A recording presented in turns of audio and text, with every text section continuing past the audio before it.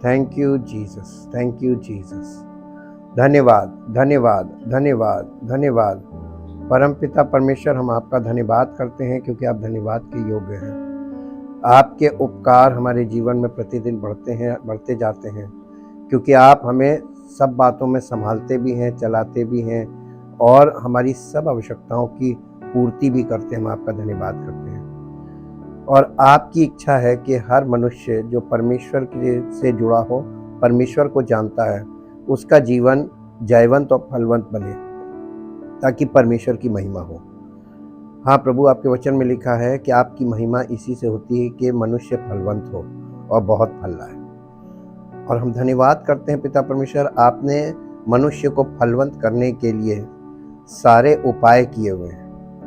और हम धन्यवाद करते हैं आपके पवित्र वचनों के लिए और पवित्र आत्मा के लिए, जिसके द्वारा हमारा जीवन फलवंत और जयवंत होता है। आपकी महिमा हमारे जीवन से प्रकट हो, ताकि आपका नाम महिमा पाए। धन्यवाद के साथ इस प्रार्थना को आपके इकलौते पुत्र प्रभु यीशु मसीह के नाम से मांगते हैं, आमीन। Praise the Lord. Kingdom of God part 72 में हम लोग देखेंगे फ्रूटफुल क्रिश्चियन लाइफ, एक फलवंत मसीही जीवन। मसीही जीवन एक हेडिंग बन सकती है, लेकिन फलवंत मसीही जीवन दूसरी हेडिंग है। मसीही जीवन अगर फलवंत नहीं है तो वो मसीही जीवन नहीं है। ये वचन हमें सिखाता है और प्रभु यीशु मसीह की शिक्षा इसी पर आधारित है। What and who determines if you bear 30, 60 और 100-fold fruit? यानी ये किस बात पर ये निर्भर करता है कि हमारे जीवन में 60 गुना, 100 गुना और 30 गुना, 60 गुना और 100 गुना फल हो।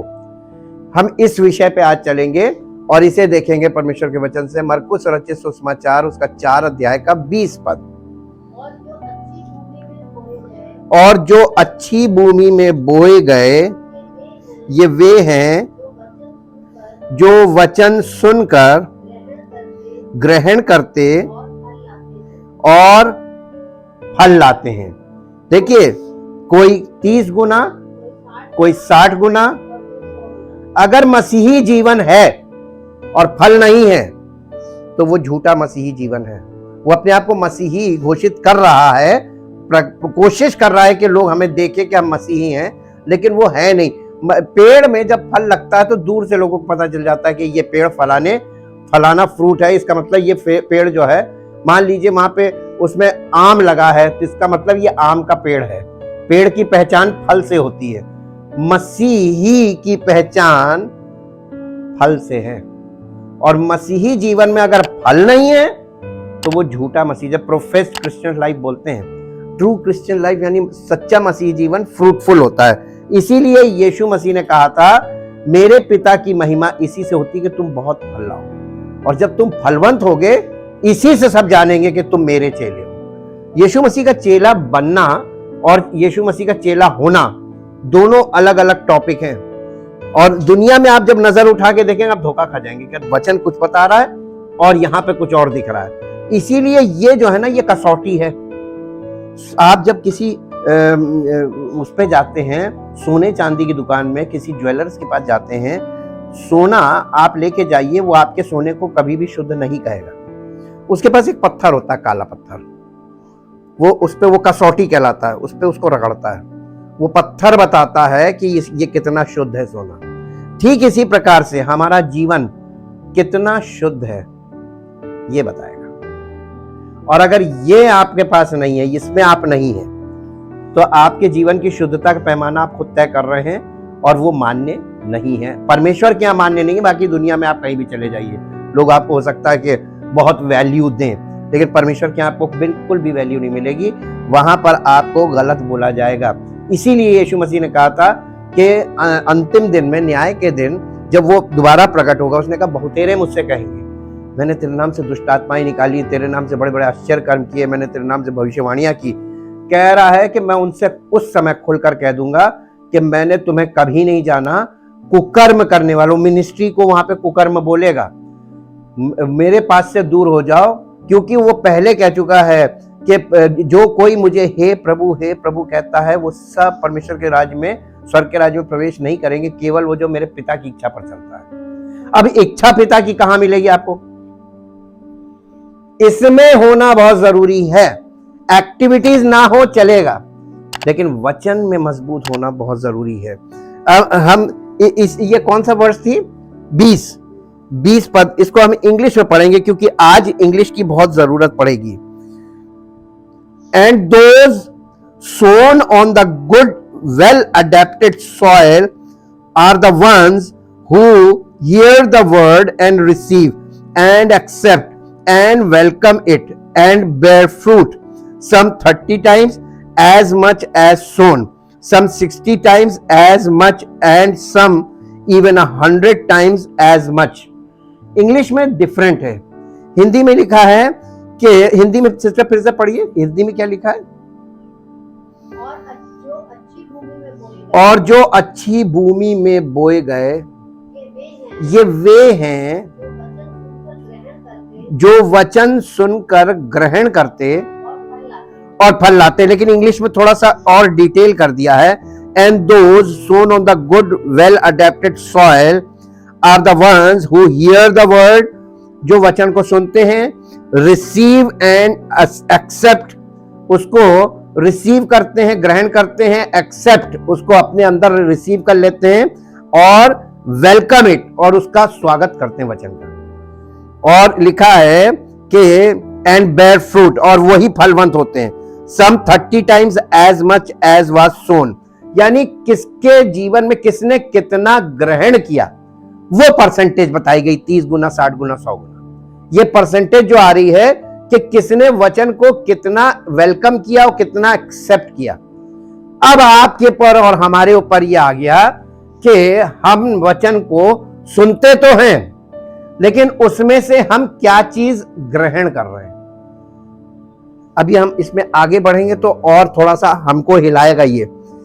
God determined the percentage of the fruit bore in my life.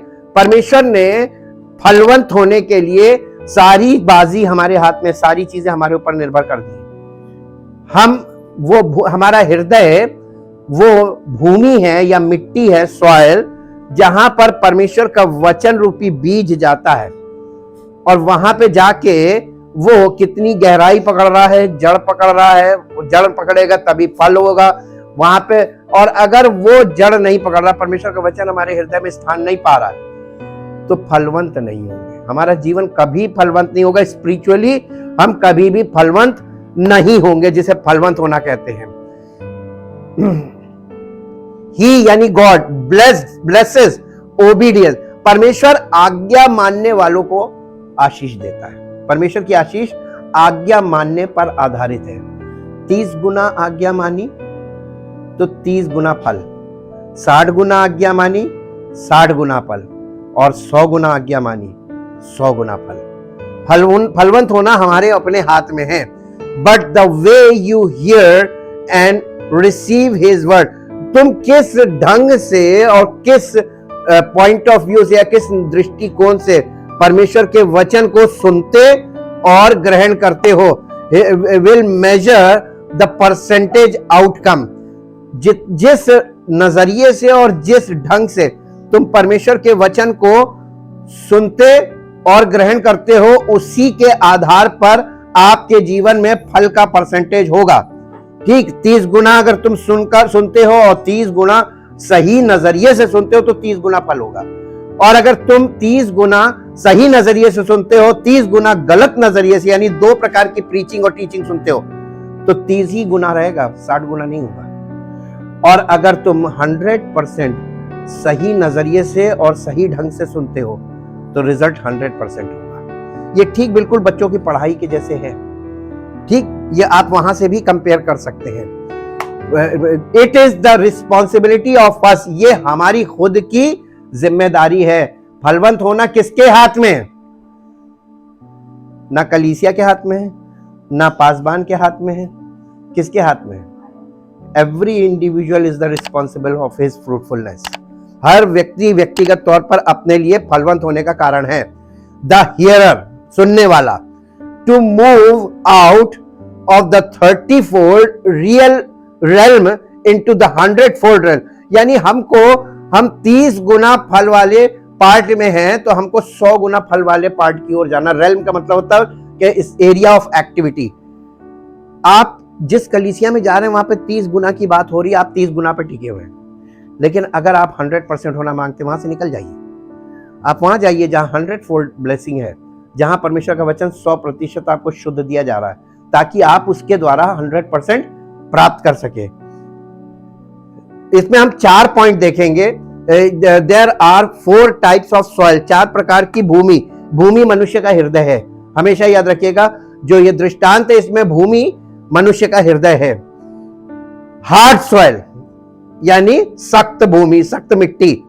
No response to the word sown, ये वो लोग हैं जो वचन को सुनते हैं और केवल सुनते हैं और उनके हृदय में जू नहीं रेंगती, उनकी लाइफ में कोई परिवर्तन नहीं होता, यानी 1% भी नहीं होता है। ये कौन सी भूमि के? हार्ड सॉइल यानी सख्त, बेअसर। और ऐसे लोगों की संख्या ज्यादा होती है।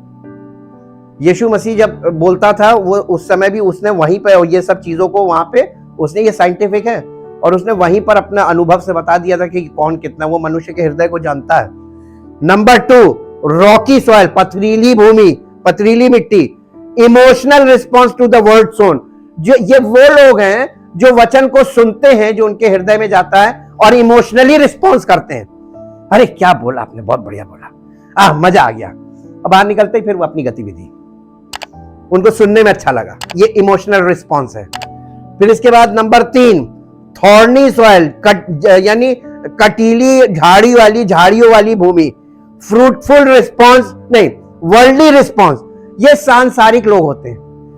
झाड़ी में के वे हैं जो सांसारिक दृष्टिकोण वाले हैं, ये सांसारिक रिस्पॉन्स करते हैं। अरे यार ये तो हमारे पास भी है, ये तो हमने पैसे भी पढ़ा है, हमारे यहाँ भी ये बोलते हैं, ऐसा लिखा हुआ, हम भी यही पढ़ते। ये सांसारिक रिस्पॉन्स है। वचन का सांसारिक रिस्पॉन्स भी मिलेगा आपको, इस कैटेगरी को भी आप नहीं छोड़ सकते। To the word sown. Number 4 good soil, अच्छी भूमि। Fruitful response to the word sown, ये केवल एक प्रकार की भूमि है जिसे अच्छी भूमि कहा गया है। ये वे हैं जो वचन को, जो उनके हृदय में जाता है, उसको फलवंत करके दिखाते हैं। उनके जीवन में वो फलवंत होता है क्योंकि वो वचन को संभाले रहते नहीं, प्रभु ने कहा है, और वो उस वचन पर फोकस्ड हो जाते हैं कि प्रभु जो चाहता है वो ही मैं करूंगा। निर्णायक होते हैं वचन के प्रति, इसलिए उनके जीवन में फल आता है। निर्णायक होना बहुत जरूरी है। We measure everything we hear, हम हर चीज को सुनकर और उसको नाप तौल करते हैं कि किसने क्या कहा, क्या कैसे कहा, है ना। We measure everything we hear, हम जो सुनते हैं उसको हम मेजर करते हैं। The word of God responds to my measuring device, यानी परमेश्वर का वचन हमारे नापने वाली, ये कसौटी, हमने आपको जैसे बताया ये कसौटी है, ये मेजरिंग टेप है। जब भी आप कोई प्रीचिंग टीचिंग कुछ भी सुने, इससे जाके चेक करें, ये कसौटी है। आपको दो प्रकार का सोना सामने रख देना, आप कभी भी उसमें क्वालिटी नहीं पकड़ पाएंगे, आप सोना ही पकड़ेंगे लेकिन उसकी शुद्धता नहीं पकड़ पाएंगे। अगर आपको सोने और सोने में अंतर करना हो तो क्या करना पड़ेगा? कसौटी। अगर आपको तमाम तरीके की लोग टीचिंग और प्रीचिंग कर रहे हैं और उसमें से आपको सोना निकालना, शुद्ध सोना यानी एकदम ट्रुथ, तो क्या करना पड़ेगा? कसौटी। इसके बिना नहीं मिलेगा। इसके बिना तो आप किसी के इमोशनल पॉइंट ऑफ व्यू में भी बह जाएंगे। ये याद रखिए, कभी घमंड मत कीजिएगा हमें कोई खींच नहीं सकता, हमें कोई गिरा नहीं सकता। यीशु मसीह ने तो यहां तक कहा था कि चुने हुए लोगों को भी खींच ले जाएंगे, और हुआ। बहुत से यीशु मसीह के खुद के चुने हुए चेले वो भी बह गए। ये एक ऐसी चीज है कि आप, यानी दुनिया की शिक्षा और दुनिया की शिक्षा का ढंग ये ऐसा है आजकल, दुष्ट आत्माओं का प्रचार, कि वो आपको आपके ही पॉइंट पर धाराशाही करके आपको अपनी ओर कर लेंगे और आप परमेश्वर के वचन के सत्य से नहीं विहीन रहेंगे। और बाद में आपको पता चलेगा, अरे मैं तो सत्य समझ रहा था, ये सत्य है ही नहीं। एक्यूरेट और नियर अबाउट, यानी नियरली करेक्ट और एक्यूरेट में हमेशा अंतर रखिएगा। क्योंकि जब आप मेडिकल में जाते हैं, मेडिकल साइंस है या आप टेक्निकल लाइन में जाएंगे, वहां पे एक्यूरेसी की बड़ी वैल्यू होती है। और आप फाइनेंशियली भी जाएंगे तो वहां भी एक्यूरेसी की बहुत वैल्यू होती है। एक्यूरेसी पे काम करना आपको है, और आपको कोई चीज नहीं समझ में आ रही है, कभी किसी जनरल व्यक्ति से सलाह ना लें। Always prefer the expert opinion. आपको कभी किसी से कुछ समझना हो तो कभी ऐसी चलते लोगों से ना समझ लीजिएगा, हमेशा एक्सपर्ट ओपिनियन में बिलीव कीजिएगा। हमने शुरू से अपनी लाइफ में एक्सपर्ट ओपिनियन में बिलीव किया और एक्यूरेसी में बिलीव किया। जब हम एक्यूरेसी पर जाते हैं तभी हम एक्यूरेट के नियर अबाउट रखते हैं। टोटल 100% कभी नहीं होता है। मरकुस रचित सुसमाचार उसका 4 अध्याय का 24 पद पढ़ दीजिए। फिर उसने उनसे कहा, चौकस रहो कि ये किससे बोल रहा था मालूम है ना? कलीसिया उस समय थी नहीं। यीशु मसीह अपने चेलों से और उस भीड़ से जो उसको सुन रही थी उनसे कह रहा था। क्या कह रहा है? चौकस रहो कि, हाँ, हमने अपनी जिंदगी में बहुत अनुभव किया। लोगों से पूछो कि आप क्या सुनते हैं? वचन सुनते हैं? अब दोबारा आगे पूछने की हिम्मत ही नहीं पड़ती, भैया किससे सुनते हो? जो सबसे इंपॉर्टेंट चीज है, वचन सुनना एक बात है और वचन किससे सुन रहे हैं ये ज्यादा इंपॉर्टेंट बात है। क्योंकि वचन तो एक छोटा बच्चा भी वचन सुना सकता है, लेकिन किस नजरिए से वो सुना रहा है, क्या इंटरप्रिटेशन और उसके जीवन में उसका क्या इफेक्ट है जो सुना रहा है, ये बहुत इंपॉर्टेंट है। हाँ, नहीं, सुनने के लिए आपने यहां पर एक पॉइंट ये, सुनना रिसीव करना वो तो इंपॉर्टेंट है, लेकिन किससे सुन रहे हैं और वो हमें क्या सुना रहा। पॉइंट ऑफ व्यू की बात यहां यीशु मसीह पॉइंट ऑफ व्यू पे पॉइंट आउट कर रहा है। ये यीशु मसीह एक्चुअली टीचिंग दे रहा था और वो कुछ दिखाकर ही बताता था। सिखाने का तरीका है दिखाकर। बच्चों को आप दिखाकर कुछ सिखाते हैं ना, तो बच्चा शायद आपने जो बोला वो भूल जाए, लेकिन जो उसने देखा वो नहीं भूलेगा। और आपको मालूम है, परमेश्वर ने मुझे एक वरदान दिया, एक धन दिया है, आत्मिक धन। उसने मेरी ऐसी आंखें खोली कि इसमें से जितने भी दृष्टांत है पुराने नियम से नए नियम तक, वो मेरे छप गए। हमें इसको पढ़ के नहीं कुछ करना होता है। ये मैं आज राज बता रहा हूं आपको। आप उस दृष्टांत में देखेंगे, आपको पूरा आत्मिक वर्ल्ड और आत्मिक चीजें दिखाई देंगे। आप आराम से खड़े होकर बोलिए। ये परमेश्वर आत्मिक आंखें खोल देता है, इसी में सब कुछ दिखाएगा। और आप संसार में देखिए, कंपेयर कर लीजिए कि कौन क्या कर रहा है, तो आपको ये पता चल जाएगा कि कैसे लोग खेल कर रहे हैं। जी देखिए, फिर से इसको पढ़िए। फिर उसने उनसे कहा, सबसे पहली चीज यहां पे वार्निंग दे रहा है ना, चौकस रहो कि क्या सुनते हो। जिस नाप से, यानी जो नजरिया तुम वचन को लेकर रखते हो, उसी नाप से, उसी नजरिए से तुम भी वही नजरिए का शिकार बनोगे। जी। और यीशु मसीह अपने चेलों से कह रहा था, अगर तुम एक्यूरेसी पे रहोगे तो तुम्हें अधिक मिलेगा। आ गई ना एक्यूरेसी वाली बात? अब इसको हम इंग्लिश में पढ़ेंगे। इंग्लिश में सिस्टर पढ़ दीजिए। इंग्लिश अभी और क्लियर कर देगी जो हम बताना मांग रहे हैं। जी। And he said to them, be careful what you are hearing. The measure, क्या चीज आ गई? नजरिया आया ना? The measure of thought and study you give to the truth you bear. यानी जो सत्य तुम धारण किए हो, उस नजरिए से तुम क्या दे रहे हो। जी। will be the measure of virtue and knowledge that comes back to you, and more besides will be given to you who hear. आप मुझसे जो प्राप्त कर रहे हैं, यही चीज आप में से शुद्ध होकर शुद्धता के साथ निकलेगी। जो शुद्धता आप रिसीव कर रहे हैं, वही शुद्धता आप में से निकलनी चाहिए। गुरु क्या करता था? यीशु मसीह गुरु था। यीशु मसीह का काम क्या था? चेलों में ट्रुथ डाल देना, क्वालिटी के साथ डाल देना, क्योंकि उसको मालूम था कि मैं अपना काम बो के जा रहा हूं। ये है फ्रूटफुल ट्रीज, जो ये ब्रांचेस ये फल देंगे।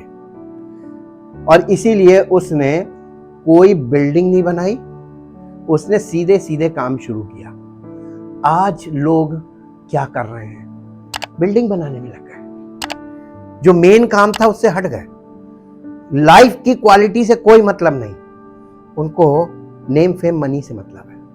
बिल्डिंग होगी, पैसा होगा, तो ये किसका काम है? यीशु मसीह का काम था ही नहीं। यीशु मसीह के जो प्रोजेक्ट था किंगडम ऑफ गॉड, उसमें बिल्डिंग प्रोजेक्ट है ही नहीं। और उसमें जो प्रोजेक्ट था फ्रूट, ट्री, रूट, वो कहीं है ही नहीं आज। Everywhere is the building. जी जी, ये मरकुस 4:24 says that the way you hear it, किस नजरिए से तुम वचन सुनते हो, the way you measure and respond to it is the measure that it works in your life. तुम अगर इसको शारीरिक नजरिए से वचन को सुनोगे तो तुम्हारे जीवन से शारीरिक आउटपुट निकलने लगेगा, और अगर तुम इसको प्रभु यीशु मसीह के नजरिए से सुनोगे तो आत्मा के फल निकलने लगेंगे। फल वही लगेगा जिस नजरिए से आपने इसको एक्सेप्ट किया है, वही नजरिया आप में से निकलना है। ये इसका मेजर है।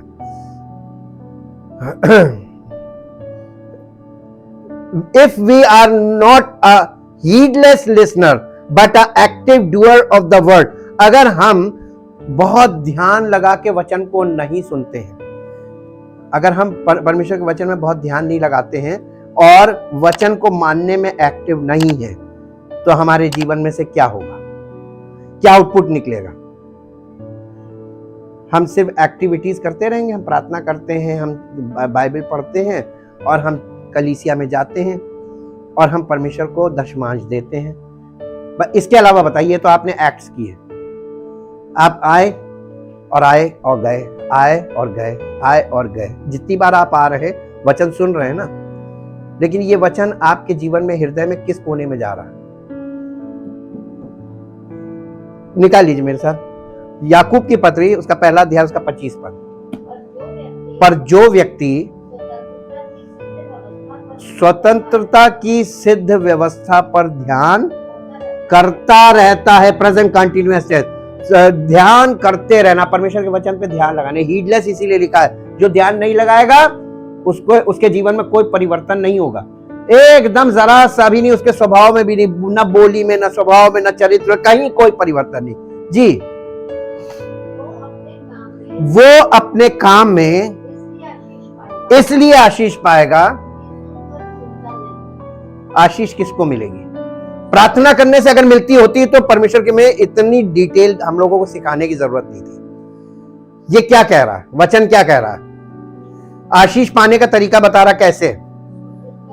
सुनकर। जब मेरे से लोग बात करते हैं कि ये वाली बात इसको समझाइए, तो हम कहते हैं हम बेसिक्स पहले दे चुके वर्ड लेवल पे, आप पिछले वाले जाके फिर से रिवाइज कीजिए। मालूम क्यों? क्योंकि हर चीज की डिटेल बहुत बड़ी होती है, और हम आगे लेवल पे जब आ गए हैं तो हम पीछे लेवल पे आपके पास है, आप खोल के पढ़ो, रिवीजन करो। This is your responsibility, not mine. आप अपना रिवीजन करो, आप देखो जाके कि हमने उस विषय पे पहले क्या बताया था, उसी को हम एप्लीकेशन वे में आप बता रहे हैं कि हमारे जीवन में वो लागू कैसे होगा। तो हम इस समय एप्लीकेशन वाले पार्ट में चल रहे हैं कि हमारे जीवन में ये बातें कैसे पूरी होंगी, इस पे आए हैं, और इसमें हमको वर्क नहीं करना है फिजिकल, ये बता रहे हैं। और आप अब इस विषय में कोई ऐसा बेसिक क्वेश्चन करेंगे तो आपसे कहेंगे रिवीजन कर लो, और रिवीजन करने से आपका फायदा है कि जो आपका पीछे छूट गया है वो आपका पूरा हो जाएगा। जी, वो सुनकर भूलता नहीं पर वैसा ही काम करता है। हाँ, इंग्लिश में पढ़ दीजिए। 3-4 है, लेकिन ये इंग्लिश के बिना आपको ज्यादा क्लियर नहीं होंगे। James 1:25।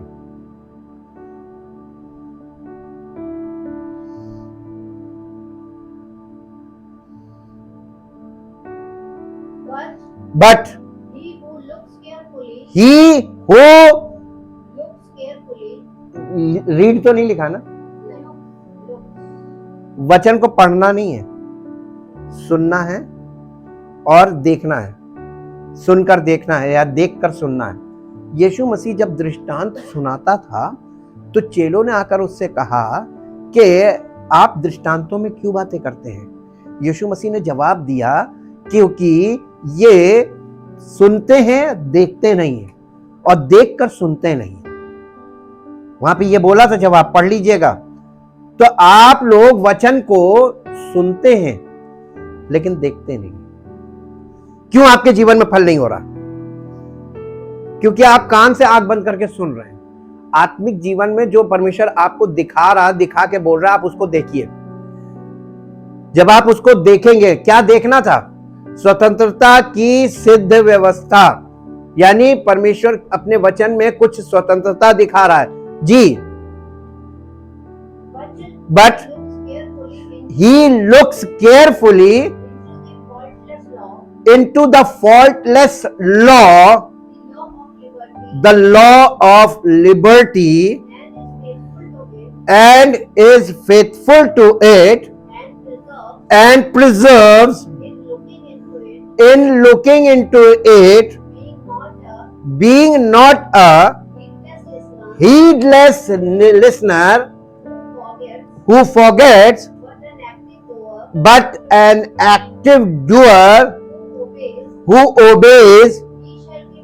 He shall be blessed in his doing, his life of obedience. जब आप परमेश्वर के वचन के मानने वाले हो जाते हैं तो आप कुछ भी करेंगे, whatever you do, you have success. आप हमेशा सफल होंगे, आशीषित होंगे। परमेश्वर का वचन हमें सफलता इसलिए नहीं बोलता, सफलता तो संसार में है, हमको वो कहता है ब्लेसेड। फ्रूटफुल व्यक्ति सफल नहीं होता है, वो धन्य होता है या आशीषित कहलाता है। परमेश्वर हमको आशीषित बना रहा ताकि परमेश्वर के लोग और संसार के लोगों में अंतर पैदा हो कि ये आशीषित है और ये सफल है। और हम लोग मालूम किसको कॉपी कर रहे हैं? सफल को। सफल तो संसारिक है, फिजिकली आप सफल हैं, तमाम लोग सफल हैं, लेकिन आशीषित नहीं है। उनके पास सफलता तो आ जाती है, आशीष नहीं आती है। उनकी सफलता आके चली भी जाती है, लेकिन आशीषित व्यक्ति हमेशा आशीषित रहता है, चाहे उसकी जेब खाली हो, उसके पास घटी कभी नहीं होती। पूर्ति करने वाला कौन है? सफल व्यक्ति और फ्रूटफुल व्यक्ति और ब्लेसेड व्यक्ति के साथ सोर्स जुड़ा है, और सफल व्यक्ति के साथ सोर्स नहीं होता है। उसके पास एक्वायर्ड होता है, जो उसने प्राप्त किया है वो उसकी सफलता है। और हमारी सफलता परमेश्वर से है, हमारा फलवंत होना परमेश्वर से, वो सोर्स है। हम सोर्स के साथ जुड़े हैं, तो सोर्स हमारे साथ साथ चल रही है जी। इसके साथ साथ if we hear the word of God regularly without response, अगर कोई व्यक्ति या हम परमेश्वर का वचन निरंतर सुन रहे हैं, लगातार रेगुलरली, यानी रोज हम आते हैं, रोज सुनते हैं, और उसका कोई रिस्पॉन्स हमारे जीवन में नहीं है, हम रिस्पॉन्ड नहीं कर रहे हैं परमेश्वर को, ये क्या चीज है? इब्रानियों की पत्री 6 अध्याय उसका 7 और 8 पद पढ़ दीजिए। क्योंकि जो भूमि, फिर दिखा रहा, भूमि दिखा रहा है, जो भूमि वर्षा के पानी को जो उस पर बार बार पड़ता है, पी पी कर जिन लोगों के लिए वो ज्योति बोई जाती है, उनके काम का साग पात उपजाती है, वो भूमि परमेश्वर से आशीष पाती है। पर यदि वो झाड़ी और ऊंट कटारे उगाती है, और तो निकम्मी और होने पर है, निकम्मी और श्रापित होने पर है, और उसका अंत जलाया जाना है। भूमि मनुष्य का हृदय है। आपका दिल इस बात की गवाही देता है, या तो आप फलवंत होंगे, दूसरों के लाभ का कारण बनेंगे और परमेश्वर की महिमा का कारण बनेंगे। लेकिन अगर आप ये हृदय रूपी भूमि ऊंट कटारे उगा रही है, तो क्या चीज है? श्रापित है, और वो जला दी जाएगी। ये रिजल्ट दिखाया जा रहा है, ये मनुष्यों के, हम ये विश्वासियों को दिखाया जा रहा है। आप इसको इंग्लिश में पढ़ दीजिए।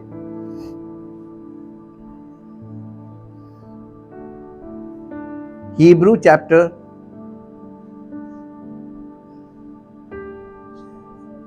6 verse 7 and 8. हाँ, verse 7 and 8. For the soil which has drunk the rain and repeatedly falls upon it and produces vegetation useful to those for whose benefit it is cultivated, partakes of a blessing from God. But if that same soil persistently bears thorns and thistles, it is considered worthless and near to being cursed, whose end is to be burned. यानी वो श्रापित भूमि हो जाती है। हमारा दिल श्रापित कब होता है? जब हम सुनते तो वचन है, और लोगों से, जब हमारे अंदर से वचन या वचन का प्रभाव नहीं है हमारे जीवन में, हम लोगों से क्वालिटी वाली बातें नहीं कर रहे हैं, हम लोगों से सांसारिक बातें कर रहे हैं। सुनते क्या है? वचन। आपको मालूम है परमेश्वर हृदय का जांचने वाला, आपके दिल में क्या भरा हुआ है, लोगों के दिल में क्या भरा हुआ है? सांसारिकता, तमाम सांसारिकता की बात। आप सांसारिकता में कोई किसी से पीछे नहीं है, लेकिन वचन कहां गया? जो रेगुलर आपको ड्रॉप ये बारिश की तरह आपके अंदर जा रहा है, लेकिन इतने समय में आप वचन के, आपके जीवन से वचन का कोई प्रकाश निकला ही नहीं, केवल वही बातें, ये यानी श्रापित भूमि हो जाती है। अब हम देखते हैं spiritual maturity means spiritual fruitfulness, आत्मिक परिपक्वता, आत्मिक तौर पे फलवंत होना है। इब्रानियों की पत्री के 5 अध्याय के 11 पद को पढ़ दीजिए, ये कंटिन्यूएशन में वहां गया है। इसके विषय में हमें बहुत सी बातें कहनी है, जिनका समझाना बहुत कठिन है, इसलिए कि तुम ऊंचा सुनने लगे हो। देखिए हिंदी में इतना लिखा है, इसको इंग्लिश में पढ़िए भी, देखिए इसमें कितनी चीजें खुल के आएंगी। वो लिटरल से आ रहा है, हिंदी में बहुत चेंजेस है। Hebrew chapter 5 verse 11, ये concerning this we have much to say which is hard to explain, since you have become dull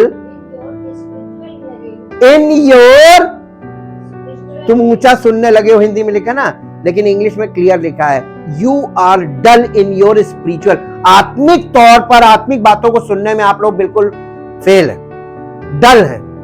डल का मतलब इंटरेस्ट नहीं जी, एंड स्लगिश, इवन स्लगिश का मतलब होता है आलसी, मन ना लगाने वाले।